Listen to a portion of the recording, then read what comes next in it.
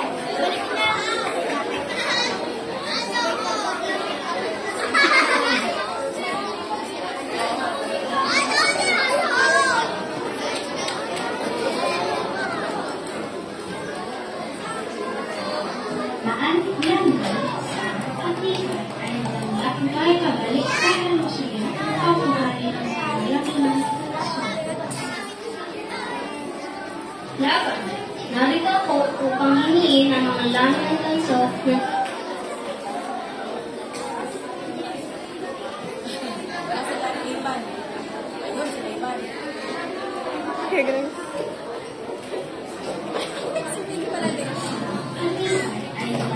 na ay pabalik sa Jerusalem upang kuhanin ang mga laman ng tanso. Laban, narito ako upang hiniin ang mga laman ng tanso na naglalaman ng mga halagang talaan. Papaslawin kita, Laman! Dahil sa sobrang takot na baka kitilin ang kanyang buhay, ginawa ni Laban ang lahat para makatakas at bumalik sa mga kapatid.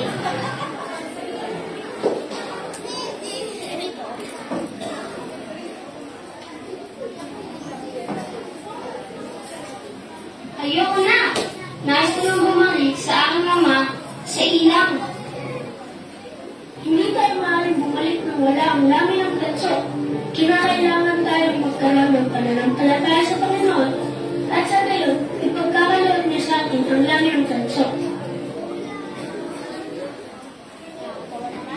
May naisip ang paraan.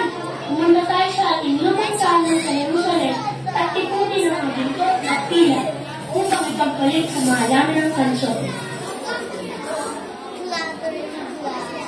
Hinalog nila ang nais ng nakababatang kapatid na si Nephi, kaya sila ay pumunta sa kanilang lumang tahanan sa Jerusalem at tinipon ang mga ginto at pila. Ipinakita nila kay Laban ang kanilang mga kayamanan at inalok nila ito kapalit sa dami ng tanso. Pero,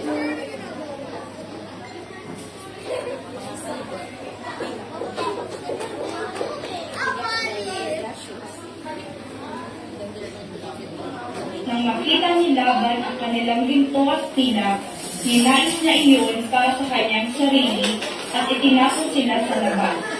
Bro, bakit nalabas?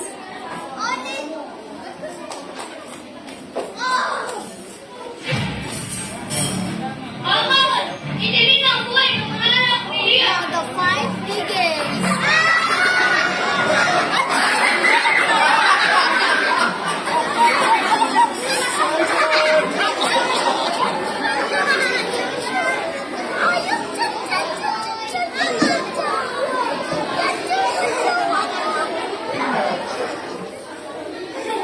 Nagalit sila Laman at Nemuel kay Nephi.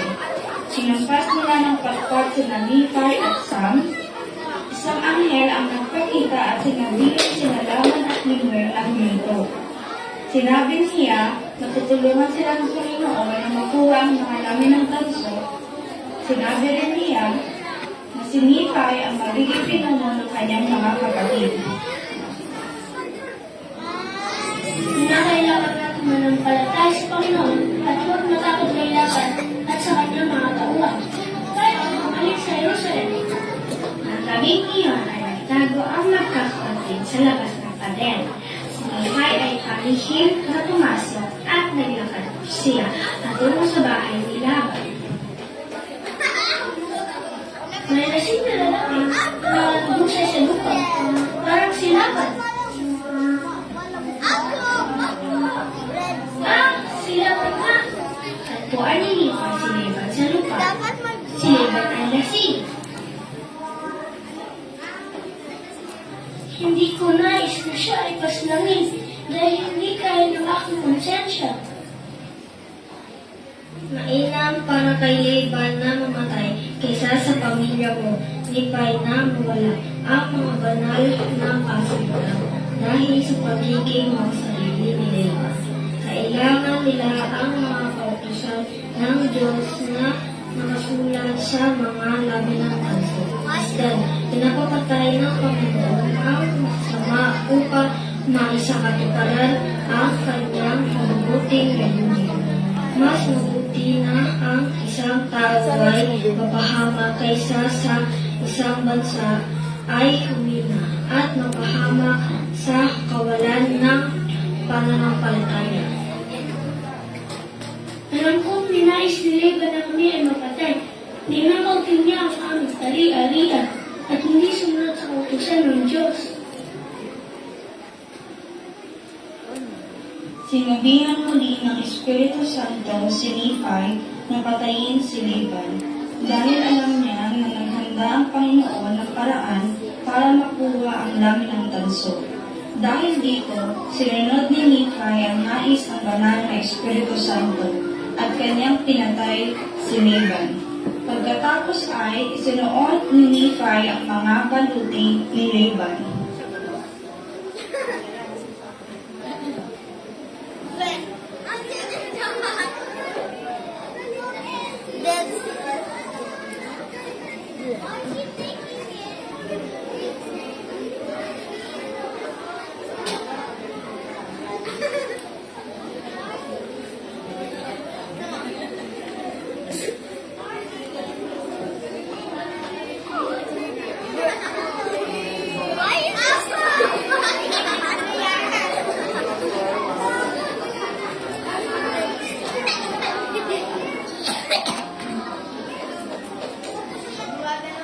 Si Allen na lang natira.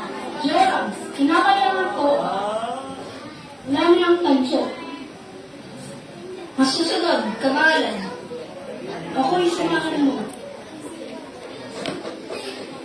Ibinigay ni Zoram kay Nephi ang lamin ng tanso. Dahil ang pagkakaalam niya ay si Laban ito. Lumabas ng bahay si Nephi. Nakita niya Laman, Nemuel at Sam na may paparating at agad silang natakot. Ang pagkakaalam nila na ito ay si Laban. Naisip nila na pinatay na ni Laban si Nephi. Natakot sila at nagsimulang tumakbo papalayo. Laban, Lewel, at Sam, ako ito, si Nephi, ang iyong nakababatang kapatid. Nephi, hindi ikaw si Laban. Sinabi ni Nephi kay Zoram na inutusan sila ng Panginoon na kunin ang mga lamin ng tanso.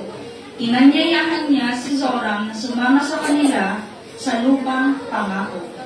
Alam ni Zoram na maaari siyang maging isang malayang tao, hindi isang tagapaglingkod, at nangakong sasama siya kay Nephi at sa kanyang pamilya. Zora, kami ay inutusan ng Panginoon na kunin ang lamin ng tanso. Kung iyong nanaisin na ikaw ay sumama sa amin sa lupang pangako. Ako at ang aking pamilya ay sasama sa inyo, sa ilang.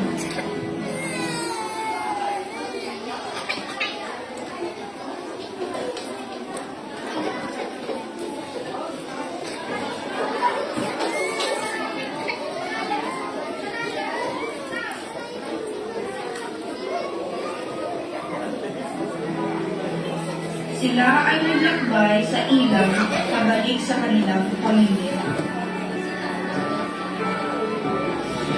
Ay, salamat bumalik na kayo mga anak ko. Ako ay isang baka kayo ay namatay. Salamat sa Panginoon na kayo ay ligtas at hindi na kayo pinabayaan. Nagagalak ako ni Pai dahil sinunod ng nangyayais ng ating Panginoon at nakuha niyo ang labi ng tanso na nagayanan ng ating tayaan.